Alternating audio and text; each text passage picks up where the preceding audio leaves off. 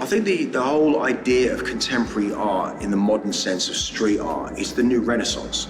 I mean, you have to just look at the history books of where we're at. And you look at the explosion of Basquiat, Warhol, you know, and before that you look at Matisse and look at all these other people, Picasso. There's these eras of people doing art. But as far as, you know, the 80s creating this first kind of street culture with art, i.e. the trains in New York, and now that transcended in the 90s onto walls. And there's a lot of contemporary artists that it is the new Renaissance. If you're here long enough, and I've been here for 36 years involved in street culture and art, you see a lot of movement within the arts.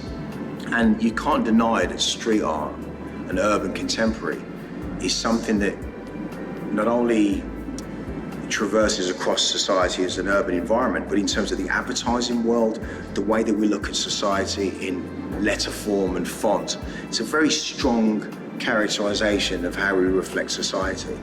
And I think street art translates better and is understood by a lot wider audience than it used to be. And it's kind of become the new cool over the last 15, 20 years. I think the Churung Krung district is a very artistic district here. And I think it was one of the areas that's really interesting from its history point of view. I think Bangkok is slowly, if not surely, getting on the map. So I felt that Churung Krung as an area is a very sturdy and strong building platform.